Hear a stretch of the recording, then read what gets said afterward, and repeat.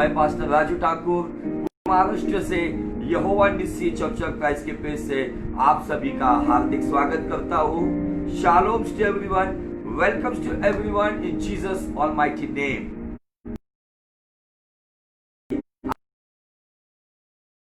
बनी रहे, उसका अनुग्रह का हाथ आप पर बना रहे। अब आइए आज की शिक्षा की हम शुरुआत करते हैं। डजंट मैटर आज आपके जीवन में हालात क्या है, इस लाइव सेशन में कितने लोग हैं या नहीं है, शिक्षा हमें देना है, परमेश्वर का कलाम का बीज हमें बोना है। शायद वो आज फलवंत होगा या कुछ दिनों के बाद फलवंत होगा, कुछ महीनों के बाद फलवंत होगा या कुछ साल के बाद फलवंत होगा, लेकिन ये विश्वास है कि अगर खुदा का कलाम है, खुदा का बीज है, तो वो जरूर उसके समय पर वो फलवंत होने वाला है। हालेलुया। तो ये जो शिक्षा है, ये टीचिंग्स में हम स्पेशली सावधानी बरतने के बारे में ये टीचिंग्स दे रहे हैं। ये कोई गॉस्पेल मैसेज नहीं है या हीलिंग मिरेकल्स का मैसेज नहीं है, साल्वेशन के बारे में नहीं है। तो ये उन लोगों के लिए है जो पुख्ता विश्वास रखते हैं, जो मैच्योर्ड बिलीवर्स है और जो मसीह के पीछे चल रहे हैं। उन लोगों के लिए ये चेतावनी का संदेश है, ये सावधान करने वाला संदेश है, ये आपको आगाह करने वाला ये पूरा शिक्षा है। तो इसलिए जो नए लोग भी जुड़ते हैं, शायद उनको समझ नहीं आता है, तो अगर आपको अच्छी तरह से और समझना है तो हमारे और भी सेशन चलते हैं। जैसे संडे का चर्च होता है मराठी में, संडे इवनिंग में हीलिंग मीटिंग होती है, आप उसमें भी इन्वॉल्व हो सकते हो और स्पेशली आप आशीषित हो सकते हो। लेकिन ये जो शिक्षा है, मैं थोड़ा सा शुरुआत करने से पहले कुछ बातें शेयर करना चाहता हूँ कि फिर से एक बार थोड़ा सा एक दो सेशन का गैप हम लिए हैं और हम आ नहीं पाए क्योंकि कुछ मिनिस्ट्री के बिजी शेड्यूल के वजह से हम आ नहीं सके।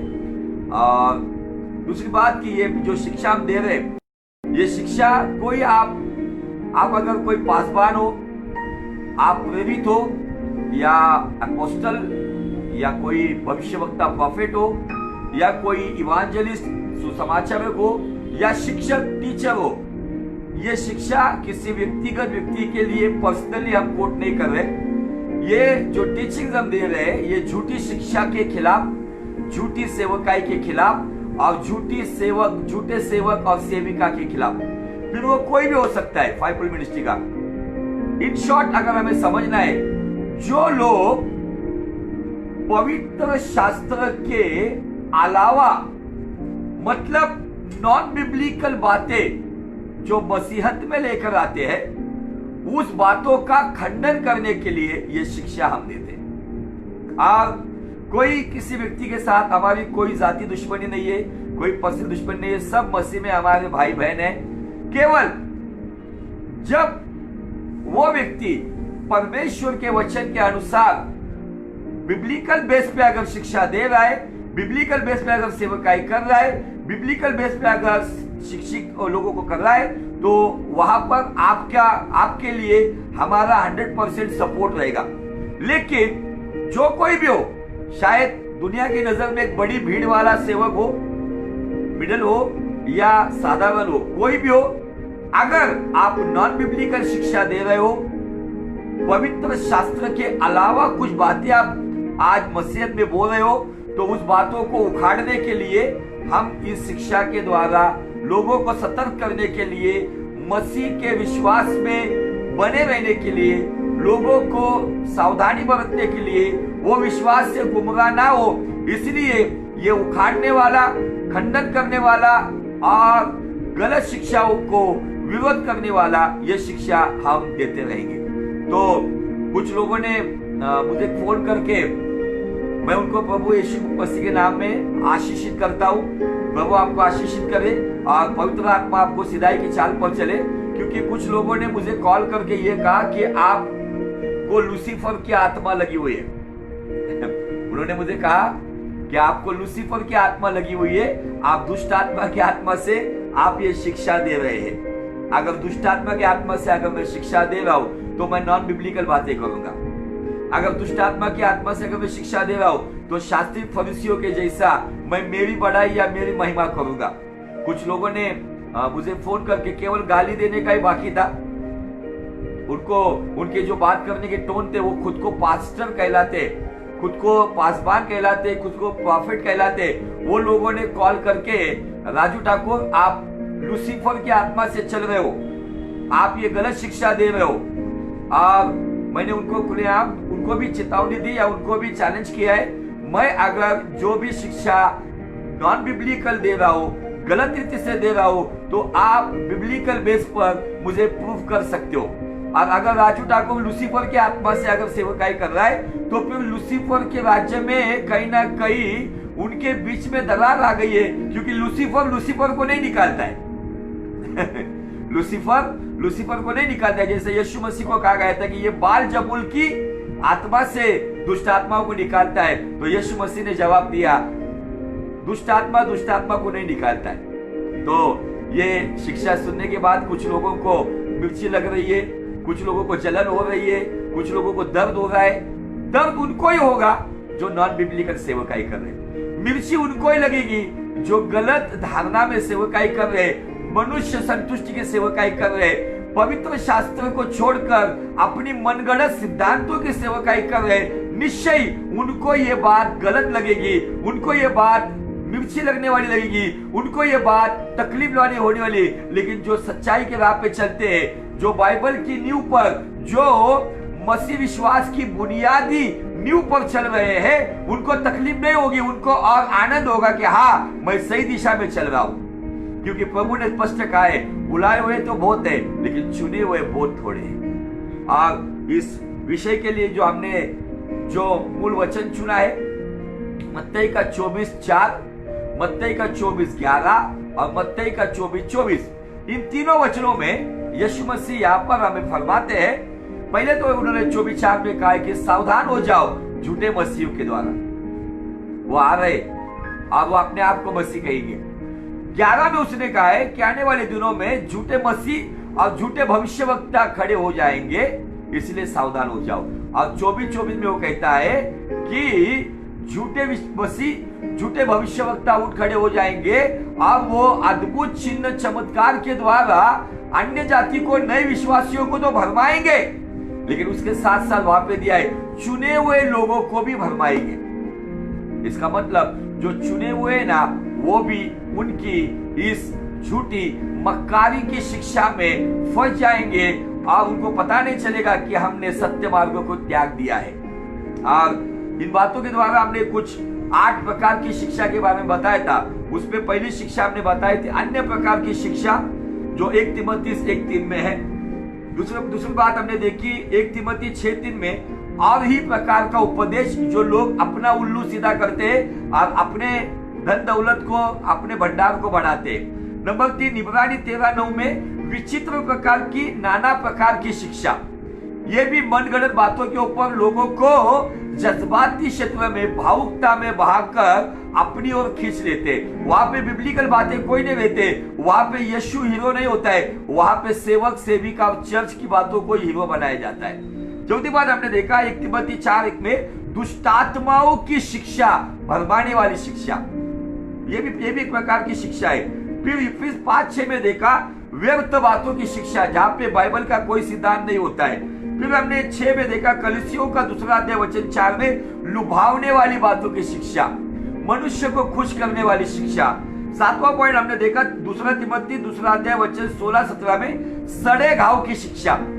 और 8वां पॉइंट ये था चिकनी चुपड़ी बातों का, वहां पे मनुष्य को खुश करने वाली शिक्षा।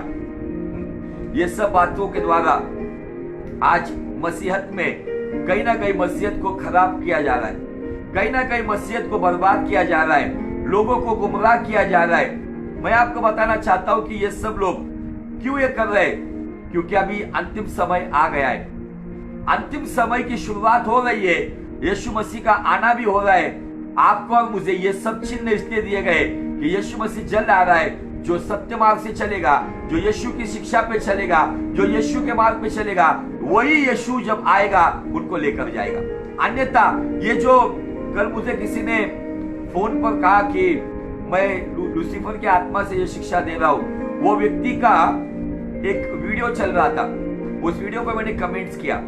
वो वीडियो में वो व्यक्ति एक टीचिंग दे रहा था। कहा दे रहा था पता है? 40वां था किसी का, कोई किसी व्यक्ति की मयत हुई थी, 40वां था। अब उस 40वें के दिन उस कब्रिस्तान में, उस कब्र के सामने रुक के मोमबत्ती, हार, फूल वहां पे चढ़ाया हुआ था। अब उस जगह पर ये खुद को विश्वासी आत्मिक व्यक्ति कहलाने वाला व्यक्ति वहां पे प्रचार कर रहा था, लेकिन वो प्रचार उद्धार के ऊपर नहीं था, वो कर्म के ऊपर कह रहा था। अच्छे कर्म करो तो आप स्वर्ग में जाओगे, लेकिन उसको उद्धार की परिभाषा पता नहीं है। उद्धार की परिभाषा हमें इफिसी 2:8 में कहा गया है, वहां पे दिया गया कर्म करने के द्वारा हमारा उद्धार नहीं हुआ है, तो विश्वास और परमेश्वर का अनुग्रह के द्वारा उद्धार होता है। अगर कर्मों के द्वारा अगर उद्धार होता है तो ये जो टीचिंग है, ये जैसे वेदा के द्वारा बताया जाता है या इस्लामिक द्वारा बताया जाता है कर्मों पे उद्धार, लेकिन बाइबल कर्मों पे उद्धार नहीं कहता है, तो बाइबल विश्वास और अनुग्रह के बारे में उद्धार कहता है। ये शिक्षा वो गलत दे रहा था। जब मैंने ये बातें वो सामने रखा तो उस व्यक्ति ने मुझे फोन करके बताया कि आपको लूसीफर की आत्मा लगी। देखेंगे अभी समय आने के बाद कौन लूसीफर की आत्मा में और कौन पवित्र आत्मा में। अगर पवित्र आत्मा में जो चलता है वो केवल और केवल यीशु मसीह के नाम की महिमा के लिए खड़ा रहता है, और जो दुष्ट आत्मा की आत्मा में चलता है ना, वो खुद की महिमा के लिए और खुद के लाभ के लिए करता है। वहां पे एक अच्छा मौका था, एक अच्छा प्रचार करके लोगों को उद्धार का संदेश देके पश्चाताप की प्रार्थना करते हुए, उद्धार की प्रार्थना करते हुए 200-250 लोग वहां पे उस कब्रिस्तान में थे, उनको हम मसीह के पास ला सकते थे। लेकिन उस व्यक्ति ने लोगों को खुश करने वाली बातें वहां पर की। ये है पहचान इन लोगों की जो झूठी आत्मा में चलने वाले, झूठी शिक्षा देने वाले, ये है अन्य आत्मा से चलने वाले, दुष्ट आत्मा की भरमाने वाले, शिक्षा देने वाले लोग हैं। इनको हम पहचान सकते हैं। जो कब्रिस्तान में इतना बड़ा मौका उनके पास था, लोगों को यीशु की ओर अट्रैक्ट करना था, लेकिन उन्होंने सारा अट्रैक्शन अपनी ओर ले लिया। अब वो मुझे कहते हैं कि बाइबल में 40वां के बारे में बहुत सारी बातें लिखी हुई, ये योग्य बिब्लिकल है। मुझे हंसी आई क्योंकि परमेश्वर खुद यीशु मसीह ने पहाड़ी के प्रवचन पर भी कहा, कल की चिंता कल के लिए, जिस दिन का दुख उस दिन के लिए काफी है। आज अभी भी थोड़े दिन के बाद 2 नवंबर आएगा, कुछ लोग वहां पर कब्रिस्तान में जाएंगे, मरे हुए लोगों के लिए पर्व बनाएंगे, उत्सव करेंगे, फूल माला चढ़ाएंगे, मोमबत्ती अगरबत्ती लगाएंगे। उस मरे हुए व्यक्ति की अच्छी लगने वाली चीजें जैसे अन्य जाति करती है वो बातें वहां पे कब्रिस्तान में करेंगे। कब्रिस्तान में रोशनाई की जाएगी, जैसे कोई त्योहार मनाया जाएगा। ये नॉन बिब्लिकल बातों के लिए बढ़ावा देने वाले लोग वो लोग हैं जो लूसीफर की आत्मा में चलते हैं। आज ये बातों का महत्व लोगों को समझ में नहीं आ रहा है। लोग अपनी अपनी बातों में फंसे हुए हैं, लोग अपनी बातों को खुश करने की बातों में पड़े हुए हैं। और मुझे आज आपको बताना है कि जब योग्य शिक्षा आती है, सावधान करने वाली शिक्षा आती है, उसको ही मिर्ची लगेगी, उसको ही बुरा लगेगा जो गलत राह पे चल रहा है। हालेलुया। तो आइए चलते हैं हम जहां पर हमने यिर्मयाह नबी के किताब में से, जहां पर मैंने आपको कहा था कि इन वचनों को पढ़ो, यिर्मयाह का 6वां अध्याय।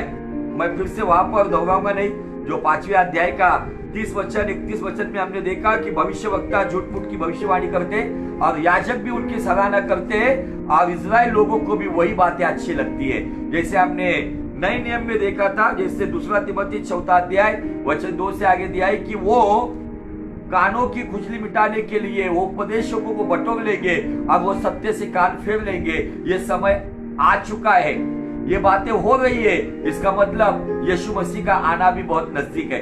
अगर ये बातें हो रही है, इसका मतलब यीशु मसीह का आना भी बहुत करीब है। इसलिए आपको मुझे ये बातें या ये जो चिन्ह हो रही है, ये जो सिंबॉलिक बातें हम जो देख रहे हैं, इसका मतलब ये सब नॉन बिब्लिकल बातें, मनुष्य संतुष्टि की बातें, केवल और केवल मनुष्य को ऊंचा उठाने वाली बातें अगर मसीहत में हो रही है, इसका मतलब परमेश्वर का पुत्र, मनुष्य का पुत्र, यहूदा का शेरे बब्बर जल्दी आ रहा है।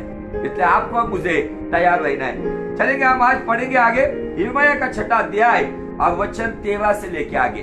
बहुत ही अच्छी बातें आज भी हम देखने वाले हैं। बाइबल यहाँ पे कहता है,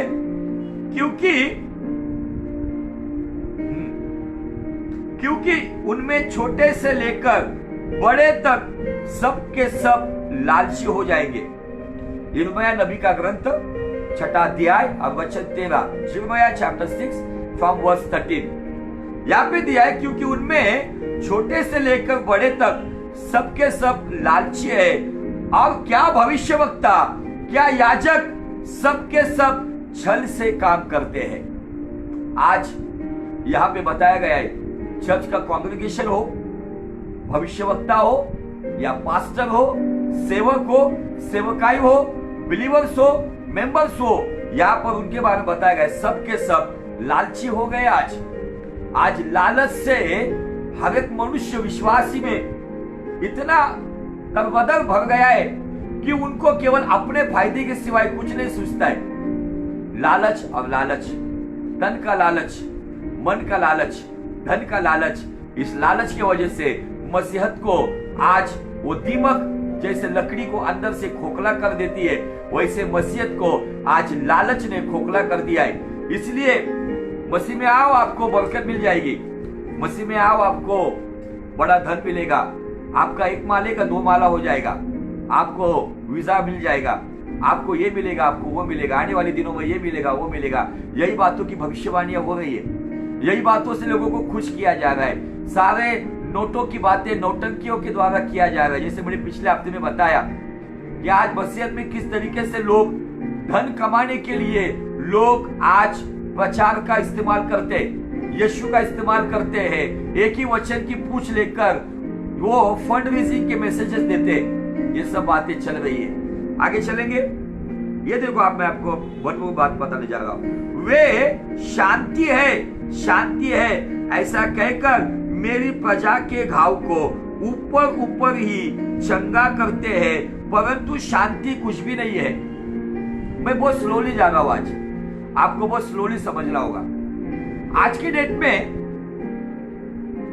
पास्टर, अपोस्टल, प्रॉफेट, इवांजेलिस्ट या टीचर या कोई भी ब्रदर सिस्टर, आज की डेट में ये, जब आपने भी सुना होगा, बड़े बड़े लोगों ने जब अप्रैल महीने में ये कोरोना वायरस का प्रभाव केवल भारत में नहीं तो सारी दुनिया में बढ़ रहा था, जगह जगह पे बढ़ रहा था, तब कुछ सेवक और सेविका ने, ब्रदर एंड सिस्टर ने, pastor, prophet, apostle, evangelist and teacher ने आकर, ऑनलाइन में आकर बड़े बड़े संदेश दिए, भविष्यवाणियां की, शांति है, शांति है।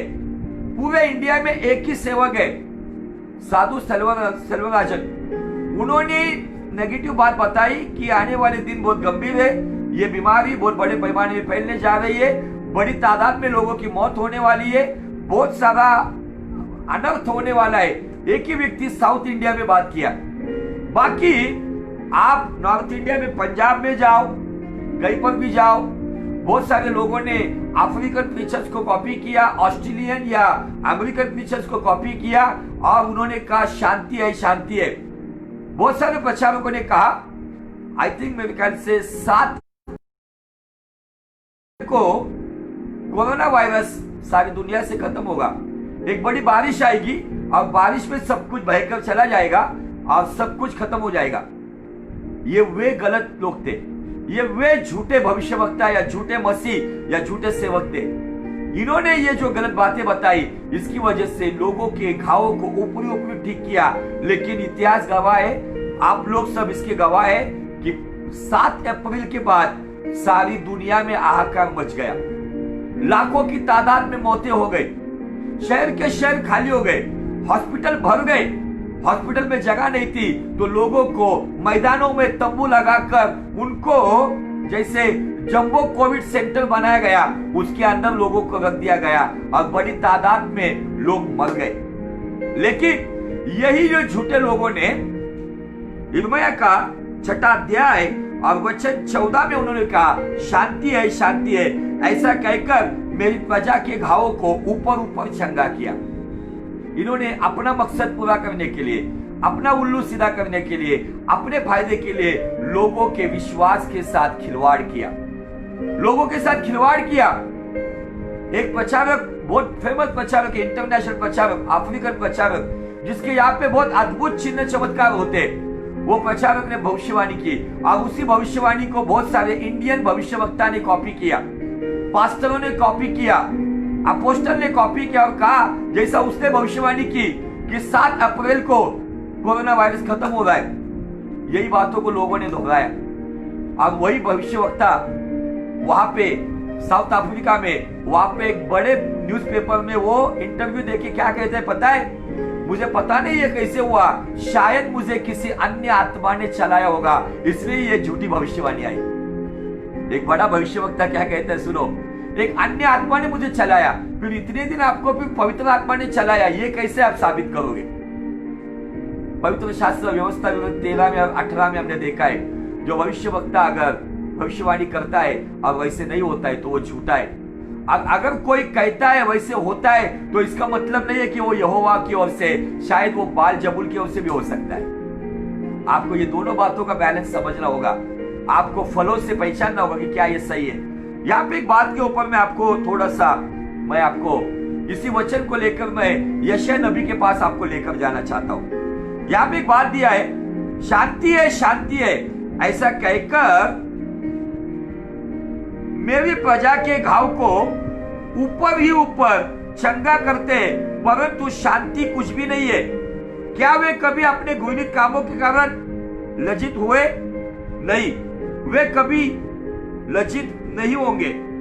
लेकिन यहां पे एक बात क्या दिया है, ऊपरी ऊपरी घावों को चंगा करने का। और हमारा 2 तिमोथी 2 अध्याय वचन 16 और 17 वहां पे दिया है सड़े घाव की शिक्षा।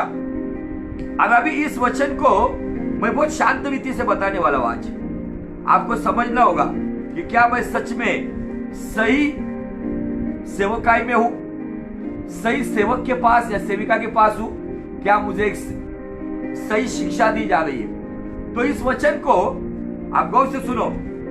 यिर्मयाह नबी का 6 अध्याय वचन 14 को हम यशायाह नबी का 1 अध्याय और वचन 5 से जोड़ेंगे। यिर्मयाह 1 अध्याय 5 से आगे जो वचन है उसको जोड़ेंगे। गौर से सुनो। तुम बलवा करके क्यों अधिक मार खाना चाहते हो?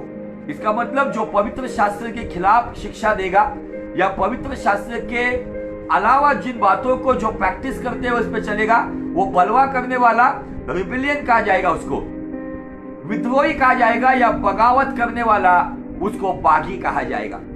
बलवा करके अधिक मार खाना चाहते हो, इसका मतलब जो नॉन बिब्लिकल बातें करेगा वो निश्चय मार खाएगा। और ऐसे मार खाने वाले लोग जब हमारे जैसे लोगों का प्रचार सुनते हैं तब उनको तकलीफ होती है, और वो राजू ठाकुर को कहते हैं कि तुझे लूसीफर की आत्मा ने चलाया है। अगर लूसीफर की आत्मा में चलाए तो राजू ठाकुर लूसीफर की महिमा करेगा। मुझे आपको बताना है, मुझे उन लोगों की कोई शिकायत नहीं है। यीशु मसीह के नाम में मैं उन्हें आशीषित करता हूं, क्योंकि ये वे लोग हैं जो अज्ञान के कारण आज वो कहीं ना कहीं बंदीगृहों में पड़े हुए। ये लोग किसी और को कॉपी करते, जिसे इन्फ्लुएंस कहा जाता है। जैसे ये कोरोना वायरस का इन्फ्लुएंस चाइना से निकला और सारी दुनिया में फैल गया, वैसा ही ये सड़े घाव की झूठी शिक्षा का इन्फ्लुएंस कभी अफ्रीका से आता है, कभी अमेरिका से आता है, कभी साउथ से आता है, कभी नॉर्थ से आता है। इन बातों का इन्फ्लुएंस आता है, अब लोग उसको फॉलो करते हैं और मसीहत को बर्बाद कर देते हैं। और ऐसे कुछ लोगों की वजह से सत्य मार्ग की निंदा होती है। ऐसे कुछ लोगों की वजह से सत्य मार्ग के सामने लोग उंगली उठाते, ऐसे ही कुछ लोगों की वजह से। और जहां पे भी सत्य मार्ग के खिलाफ उंगली उठा ली जाएगी, वहां पे सत्य मार्ग की महिमा के लिए राजू ठाकुर परमेश्वर के कलाम के साथ खड़ा रहा है और खड़ा रहेगा। आमीन। बाइबल आगे कहती है, तुम्हारा सिर पांव से, सिर घावों से भरा गया है। तुम्हारा सिर में फोड़े आते, तुम्हारा सिर घावों से भर गया है और तुम्हारा हृदय दुख से भरा है। आज मसीहत की यह हालत है। आज उनका सर घावों से भरा है, उनका हृदय दुख से भरा हुआ है। क्यों? ये ऐसे बनावटी लोगों की वजह से, जो सही मार्गदर्शन नहीं करते, जो सही शिक्षा नहीं देते, जो लोगों को सही दिशा में नहीं चलाते। इसके वजह से आज मसीहत के विश्वासियों के सिर घाव से भरे हुए और उनका हृदय दुख से भरा हुआ है। ये कारण है इसका। आगे चलेंगे। पांव से सिर तक कहीं भी कुछ आरोग्यता नहीं है, केवल चोट और कोड़े की मार की चिन्ह और सड़े हुए घाव है। देखो यहाँ पे क्या कहता है यशायाह नबी। सिर पैर के तलवे से लेके सिर के बाल तक कुछ भी चंगाई नहीं है। ये यहाँ पे लिखा है यशायाह 1:6 में, पांव से सिर तक कहीं भी कुछ आरोग्यता नहीं है। आरोग्यता नहीं मतलब चंगाई नहीं है, केवल चोट, जगह जगह पे चोट लगी हुई है, जख्म है, कोड़ों की मार और कोड़ों के मार के चिन्ह और सड़े हुए घाव है। वसीयत में ये 3 बातें आज। नंबर 1 चोट, नंबर 3 कोड़ों की मार और नंबर 3 सड़े हुए घाव। अगर कोई मेडिकल फील्ड में वो जान सकते हैं कि सड़ा घाव मतलब क्या। और जो आपने 2 तिमोथी 2:16-17 में देखा है सड़े घाव की शिक्षा, और ये किसने दिया है पता है? पौलुस ने दिया है। जिन लोगों ने मुझे कहा ना कि मैं लूसीफर की आत्मा से शिक्षा देता हूं, फिर वो लोग पौलुस को भी कहे कि पौलुस भी लूसीफर की आत्मा की शिक्षा देता है। पौलुस ने भी झूठी शिक्षा का खंडन किया, पौलुस ने भी झूठी बातों का विरोध किया है। पौलुस ने भी जहां पे सत्य दबाने की बात हो गई वहां पे सत्य को बाहर निकालने की शिक्षा की। पौलुस ने भी जहां पे सत्य मार्ग की निंदा हुई ना, वहां पे सत्य मार्ग की महिमा के लिए खड़ा हुआ। जहां पे उसको पथराव किया गया, जहां पे उसको मरने तक मारा गया, तब भी वो सत्य मार्ग की शिक्षा दे रहा था। तो पौलुस भी झूठा हो गया क्या, जिसने दुनिया को उल्टा पुल्टा किया? बाइबल में सबसे अधिक पत्र लिखने वाला पौलुस, वो भी झूठा हुआ क्या? सत्य के लिए खड़े जब रहते ना, वो सारे लोग क्या कहते, आपके पेज के ऊपर आपको कितने लोग देखते हैं आपको पता है? उन्होंने कहा कि आपको पता है आपको कितने लोग लाइक करते हैं। उनको ये पता नहीं है सत्य के पीछे चलने वाले बहुत कम लोग होते, सत्य को लाइक करने वाले बहुत कम लोग होते, सत्य को शेयर करने वाले भी बहुत कम होते। जहां पे सत्य होता है ना, वहां पे इन बातों का प्रमाण कम होता है, लेकिन वहां पे सच्चाई का प्रमाण बड़े पैमाने में होता है। हालेलुया। आज बहुत सारी जगह पर इन सब बातों से मसीहत को बिगाड़ दिया गया है। आज विश्वासी आज कहीं ना कहीं चोटिल हो गए। उनको जो अनुभव आए ऐसे लोगों से एक अनुभव में शेयर करना चाहता हूं। अनुभव ऐसा है, एक व्यक्ति के घर में उनको बहुत तकलीफ होती थी और घर में हर व्यक्ति बीमार गिरता था, कोई ना कोई समस्या आती थी। उनका जो घर था ना एकदम प्राइम लोकेशन पे था, तो उनके पास उन्होंने एक नामी प्रॉफिट को बुलाया। अब वो प्रॉफिट आने के बाद कहता है आपका ये घर मनुष्य है। देखो सेवक कहता है आपका ये घर मनुष्य है, आपको ये घर बदलना होगा, ये घर को बेच दो। ये घर अच्छे प्राइम लोकेशन पे घर था, ये घर को बेच दो और बेचने के बाद इसकी जो अमाउंट आएगी वो अमाउंट का टाइट 10वां हिस्सा मेरी मिनिस्ट्री में वो दो, ताकि आप अच्छे लेवल पे खड़े हो जाओगे, आपकी परिस्थिति बदल जाएगी। उन लोगों ने वो सुना, उन्होंने उस घर को बेचा। वो घर का तकरीबन 5 करोड़ रुपए आ गया। बड़ा लैंड था, पुराना घर था, कम से कम 5000 स्क्वायर फुट में वो जगह थी। वहां पे आज एक बड़ी बिल्डिंग खड़ी हुई है 10 माले की। वो जगह को उन्होंने बेच दिया, उसके 5 करोड़ आए। 50 लाख उन्होंने उस सेवक को टाइट दे दिया। और जैसे उन्होंने वो बेचकर किसी अलग जगह पे गए, वहां पे ऐसा हुआ कि उनको उस अमाउंट में एक अच्छा घर मिल गया। लेकिन वहां जाने के बाद ऐसा हुआ, एक के पीछे एक उस घर के लोग चले गए, केवल 2 ही लोग बच गए, केवल 2 ही लोग उस घर के बच गए। फिर ये सही था, वो लोग चोट खाए हुए। वो लोग कहते हैं कि ऐसे ही क्या परमेश्वर के सेवक, ऐसे ही क्या भविष्यवक्ता, जिन्होंने हमारा घर अच्छा था, हम लोग उस घर में थे, हम बीमार थे लेकिन जिंदा तो थे, हम सिटी के प्राइम लोकेशन में थे। अभी वो सिटी के कहीं तो भी आउट ऑफ रूरल एरिया में एकदम गांव के जगह पर वो जाकर रहते। लेकिन आज 2 ही लोग हैं परिवार के बहुत सारे सदस्य चले गए। 50 लाख उनको मिल गया। आज ये ऐसे चोट देने वाली, शिक्षा देने वाले लोग भी हैं। आज इसके वजह से बहुत सारे लोग चोटिल हैं। आगे दिया गया है कोड़ों के मार के चिन्ह। कुछ लोगों ने शापित शब्द बोलकर उनको कोड़ों की मार दी। और सड़े हुए घाव, जो हमने अभी देखा कि यिर्मयाह नबी कहता है कि सड़े उनके घावों को ऊपरी चंगा करते, ऊपरी मलम पट्टी लगाते। कोई नहीं बात सिस्टर, कोई नहीं। अगर कोई गलत राह पे चल रहा है, मैंने जैसे आपको बताया कि पिछले एपिसोड में एक पास्टर की सेवकाई में टीवी प्रचार के टीवी पे ये चल रहा था, शुभ संदेश चैनल पर। अब उसको वो कहता है पवित्र आत्मा ने उसको मार्गदर्शन किया कि कोई एक व्यक्ति की उसके पॉकेट में लॉटरी का टिकट लेकर आया है। अगर उस सेवक को लॉटरी का टिकट अगर पवित्र आत्मा ने दिखाया है तो उस लॉटरी के टिकट पे प्रार्थना करने के लिए दिखाया है, क्या जो लॉटरी लेकर आया है उसको डांटने के लिए दिखाया है? जब उससे भविष्यवाणी की कोई व्यक्ति वो लॉटरी का टिकट के साथ आज की प्रार्थना में आया है, वो सामने आ जाए। एक लेडी आ गई, पहले तो उसने ये नहीं बताया स्त्री है पुरुष है, केवल अंधेरे में 2 पत्थर मार दिए, वो पत्थर लग गया।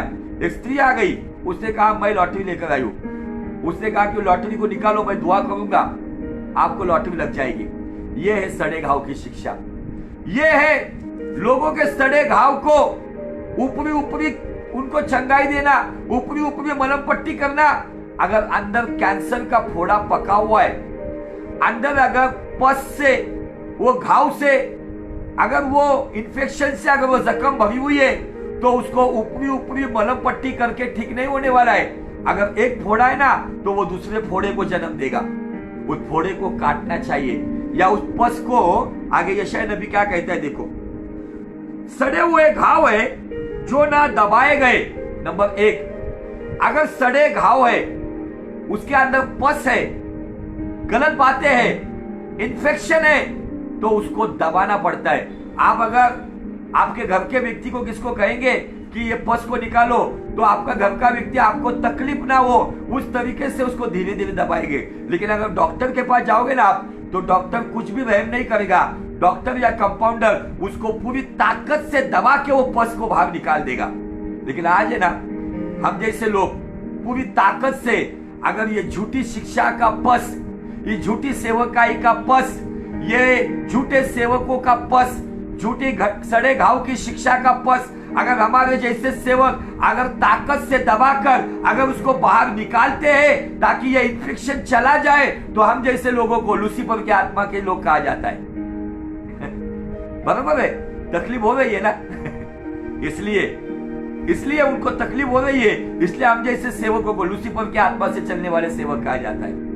यहाँ पे क्या कहता है, जो सड़े घाव दबाए ना गए, अभी देखो दबाए ना गए, आगे दिया है बांधे ना गए, और उसके आगे दिया है तेल लगाकर नरमाए ना गए।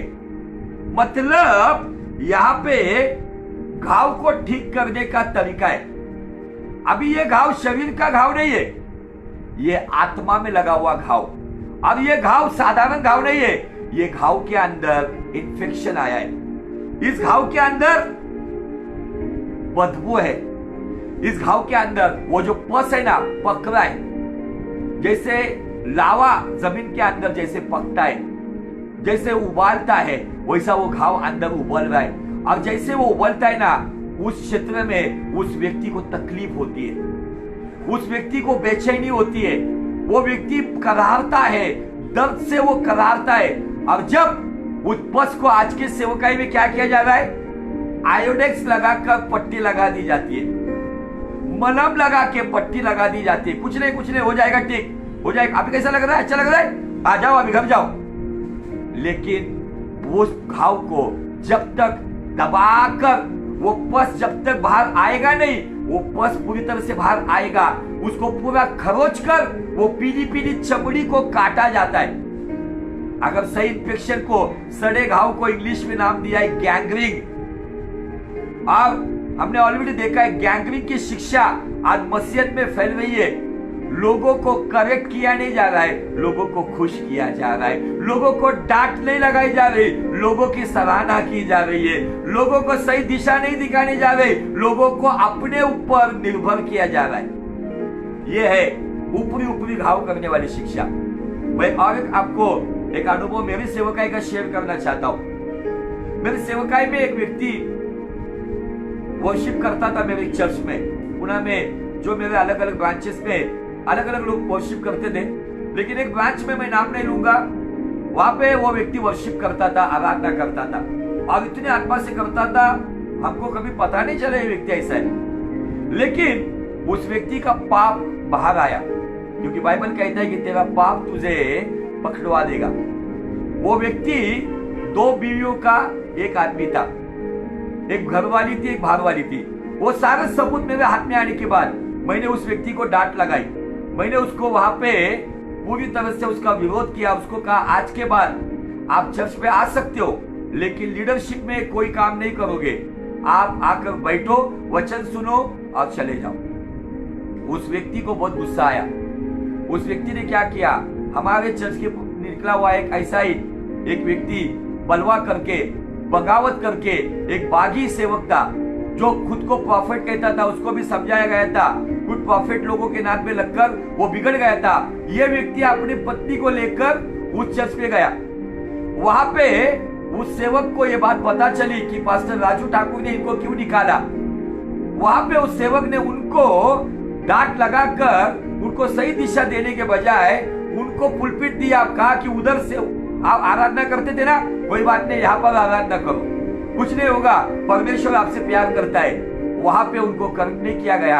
आज ये लोग और कीचड़ में और गंदगी में धंसते जा रहे हैं, फंसते जा रहे हैं। क्यों? ये सड़े घाव को जब राजू ठाकुर ने दबाकर निचोड़कर जब बाहर निकाला और उसको उस घाव को बांधने का समय था और एक समय में तेल लगाकर उसको नरमाने का समय था, उसके पहले वो व्यक्ति चला गया। और ऐसा व्यक्ति वहां पे आज जो दो बीवियों के साथ रहने वाला, बाइबल का परमेश्वर कहता है सेवक एक पत्नी का होना चाहिए। फिर वो सेवक पास्टर हो, अपोस्टल हो, प्रॉफिट हो, इवांजेलिस्ट हो, टीचर हो, आराधक हो, ब्रदर हो, सिस्टर हो, प्रचारक हो, कोई भी सेवक हो, वो एक पत्नी का और एक पति का होना चाहिए। और जब मैंने इस सड़े घाव को जब मैंने दबाया तब वहां पे तकलीफ हो गई और वो लोग विद्रोह करते, मेरे चर्च को थोड़ा सा डिस्टर्ब करते हुए, कुछ लोगों को डिस्टर्ब करके उन्होंने विश्वास से गड़बड़ी में लेकर आए। और मुझे उसका कोई दुख नहीं हुआ, मुझे आनंद यह हुआ कि मैंने सही न्याय किया, मैंने सही निर्णय लिया। कि ऐसा जैसे हमारे एक कहावत है, एक सड़ा हुआ आम अगर टोकरी में है तो वो एक सड़ा हुआ आम सारी टोकरी को खराब कर सकता है। इसलिए वो माली क्या करता है, सड़े हुए आम को फेंक देता है।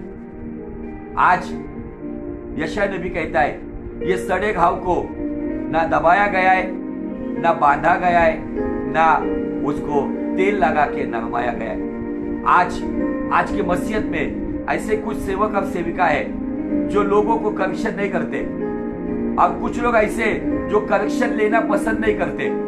मुझे आपको बताना है, जो अधीनता में रहते हैं ना, अधीनता में रहने वाला व्यक्ति हर एक करेक्शन को लेता है और अपने जीवन में बदलाव करते हुए सही दिशा में चलता है। लेकिन आज हमारे यहाँ पे एक लज्जास्पद बात यह है कि आज सेवकाई में रहने वाले पाप में तरबदर है और वो पुलपिट पे आकर सेवकाई भी करते हैं। और ये बातों के लिए आज हमें समझना होगा, सब गलत गलत बातें आ रही है, फिल्मी बातें पुलपिट पे आ रही है। कहीं पर तो मैंने कल सुना कि किसी चर्च में एक पास्टर आ गया, उसने एक पिक्चर का गाने का एक लाइन शुरू किया और पूरे चर्च ने पूरा गाना गाया, पास्टर ने ताली बजाई, सबको ब्लेसिंग दी और उसके बाद प्रचार शुरू हुआ। यह है सब सड़े घाव की बातें। और जब ऐसी बातों को हम जब दबाते हैं, ऐसी बातों को जब हम बांधते हैं और तेल लगा के नरमाते हैं तो तकलीफ होती है। जब इन्फेक्शन को निकाला जाता है ना उस जख्म से, उस पीली चमड़ी को काट दिया जाता है, खुरेद कर, जैसे उस स्पून के द्वारा खुरेद कर वो निकाला जाता है और उस जगह को अच्छी तरह से मलम पट्टी लगा के दबा के बांध दिया जाता है और फिर तेल लगा के नरमा दिया जाता है, तो वहां पे तकलीफ होती है। थोड़ी देर के लिए तकलीफ होती है, लेकिन कुछ समय के बाद वहां पे राहत आती है। कुछ समय के बाद वहां पे एक ठंडापन महसूस होता है। कुछ समय के बाद वो जख्म ठीक होना शुरू होता है। लेकिन कुछ लोग वो जख्म ठीक करना नहीं चाहते, ऊपरी ऊपरी इलाज करके कुछ नहीं होने वाला है। अजीजों, आइए जहाँ पे फिर से यिर्मयाह नबी के पास हमने देखा था, वहीं पर आगे चलते हैं जहाँ पे यिर्मयाह नबी क्या कहता है। क्या वे कभी अपने घृणित कामों के कारण लज्जित हुए? कौन से काम? ऊपरी ऊपरी घाव ठीक करने वाले काम, मनुष्य संतुष्टि के काम, लोगों को खुश करने वाले काम, अपना धन बटोरने का काम, अपना फायदा करने वाले काम, क्या ये कामों से लज्जित हुए? नहीं। ऐसे लोग निर्लज्ज होते, इनको शर्म नहीं आती है, ये बेशर्म लोग होते हैं। ऐसे लोग कभी भी उनको लज्जा नहीं लगती कि हम गलत काम कर रहे। ये लोग रुमाल बेचेंगे, रुमाल के द्वारा अनॉइंटिंग आता है ये कहेंगे, तेल के द्वारा अनॉइंटिंग आता है कहेंगे, पानी से अनॉइंटिंग आता है कहेंगे, लेकिन वचन की बातें नहीं सिखाएंगे।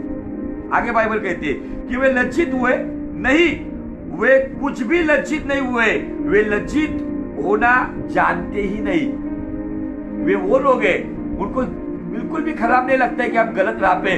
वे निर्लज्जता की बेशर्मी की हदों को पार करते हुए वो मुस्कुराते हुए वो माइक लेके प्रचार भी करते, उनको कुछ भी बुरा नहीं लगता है। ये बातें बाइबल में लिखी हुई है। सारी शर्मिंदगी की हदें और मर्यादा का उल्लंघन कर देते। कल संडे चर्च में हमने एंड किया था पतरस की किताब से, सबका अंत निकट आया है, इसलिए मर्यादा में रहो, सावधान रहते हुए प्रार्थना करो। अंत निकट आया है सबका, धर्मी का भी आया है, अधर्मी का भी आया है। धर्मी यीशु के साथ उठा लिया जाएगा, अधर्मी उस महासंकट में पड़ा रहेगा। आज ये सब बातें कुछ पास्टर्स जानबूझकर करते, शर्मिंदगी की बेहूदगी की हदों को पार करते हुए उनको कुछ भी लगता नहीं है। जैसे कहता है निर्लज्ज सदा सुखी, ऐसा रहते वो लोग। आगे दिया है वे लज्जित होना नहीं जानते ही नहीं, इस कारण जब आप लोग नीचे गिरे, इनका अनुकरण करते हुए कुछ लोग नीचे गिर गए, क्योंकि अगुवाई अगर वैसा है तो उसको फॉलो करने वाले वो भी नीचे गिर जाएंगे। ये नीचता के हद पार कर देते हैं, तब वे भी गिरेंगे, और जब मैं उनको दंड देने लगूंगा तब वे ठोकर खाकर गिरेंगे। यहोवा का यह वचन है। परमेश्वर का भी सहन करने की एक मर्यादा है, एक लिमिट से। जब वो दंड देना शुरू करेंगे ना, ये ठोकर खाकर गिर जाएंगे, उठेंगे नहीं। क्योंकि धर्मी 7 बार गिरेगा तो भी उठ खड़ा हो जाएगा, लेकिन ये ऐसे अधर्मी लोग, झूठी शिक्षा देने वाले लोग, झूठी शिक्षा के पीछे चलने वाले लोग, सड़े घाव की शिक्षा देने वाले लोग, ऊपरी घाव ठीक करने वाले लोग, अपने फायदे का अपना मकसद पूरा करने वाले लोग, अपनी बढ़ोतरी करने वाले लोग, अपने नाम की महिमा करने वाले लोग, धन बटोरने की सेवा करने वाले लोग, बेशर्मी की हद पार करने वाले लोग, एक समय आएगा परमेश्वर कहता है जब मैं उनको गिराऊंगा वो ठोकर खा के गिरेंगे, वो उठेंगे नहीं। ये यहोवा का वचन है। सावधान हो जाओ परमेश्वर के लोगों। अगर कोई इस तरीके की सेवकाई में, मैं विनती करता हूं परमेश्वर का सेवक, एक छोटा दास होने के नाते मैं विनती करता हूं, आप एक सही शिक्षा दो। आज बहुत बड़ी संख्या में आपके चर्च पे लोग आते हैं, इसका मतलब यह नहीं कि आप सही हो। बहुत बड़ी संख्या में लोग आपको व्यूअर्स है, इसका मतलब नहीं है कि आप सही हो। बहुत बड़ी संख्या में आपको लाइक्स मिलते हैं, इसका मतलब यह नहीं कि आप सही हो।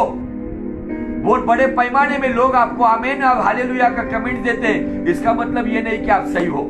जांचो अपने आप को। You have to analyse yourself. हमें अपने आप का आत्म परीक्षण करना होगा कि क्या मैं झूठी शिक्षा दे रहा हूं, क्या मैं झूठी सेवकाई कर रहा हूं, क्या मैं झूठा सेवक या झूठी सेवकाई हूं। और विश्वासियों को भी यह आत्म परीक्षण करना होगा, क्या मैं झूठी शिक्षा के पीछे चल रहा हूं, क्या मैं झूठी सेवकाई के पीछे चल रहा हूं, क्या मैं झूठे सेवक या सेवका के पीछे चल रहा हूं। बड़ी भीड़ जहां पर होती है, इसका मतलब यह नहीं कि यह सब कुछ सही है। बड़ी भीड़ गलत जगह पर भी होती है भाई। आज ये बातें हमें समझना होगा। बॉलीवुड हॉलीवुड को भी बड़े लोग चाहने वाले, बड़े लाइक्स देने वाले, इसका मतलब यह परमेश्वर की ओर से। आपको ये समझना होगा। आज परमेश्वर यहाँ पे चेतावनी दे रहा है। अगर ये ऐसे लोग जो मेरे लोगों के घाव को ऊपर ही ठीक करते, घाव को ठीक करने का तरीका यशायाह नबी ने उसके पहले अध्याय के 6 वचन में दिया है। उस घाव को दबाना होगा, पूरा पस बाहर आना चाहिए, वो पीला पस बाहर आना चाहिए, वो पीली चमड़ी को काटना चाहिए ताकि आगे जाके वो गैंग्रीन ना बन जाए। उस घाव को कुवैत कर, उस जख्म को कुवैत कर मरहम पट्टी से उसको टाइट बांधना होगा। शायद वो पेशेंट चिल्लाता हो।